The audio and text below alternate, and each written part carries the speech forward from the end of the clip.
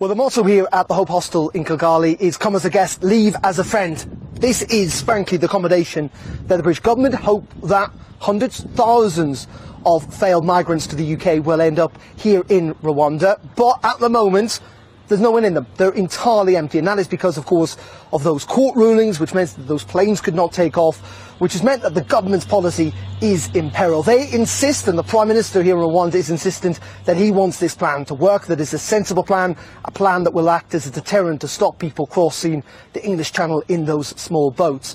But it is also a costlier plan, a plan that's cost over £100 million to UK taxpayers. And the big question for the government is, can they make it work? But also a big question for us, given the questions that are being raised, given the comments by Prince Charles, who allegedly called this appalling, this policy, is what is the actual accommodation like? What are the areas, the facilities like for the migrants that may well end up here? So let's have a look inside.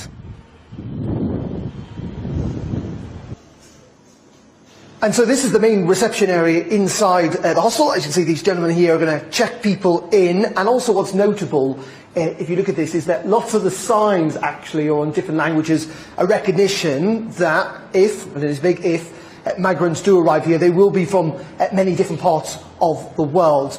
But there are 50 rooms in this complex, 2 people to a room. It could house up to 100 people. Let's have a look upstairs.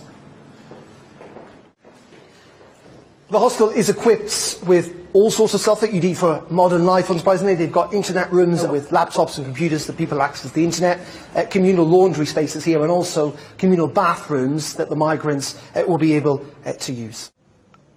There's lots of communal space here for the people who potentially move here, including prayer rooms. But we have to remember that the Labour Party have branded this as unworkable, but also as immoral, and a policy that they do not think should be happening. And we know also there are many legal cases against all of this, and those cases, those legal proceedings, are likely to continue for the weeks and months to come. So as you can see, the facilities are pretty spacious, pretty airy.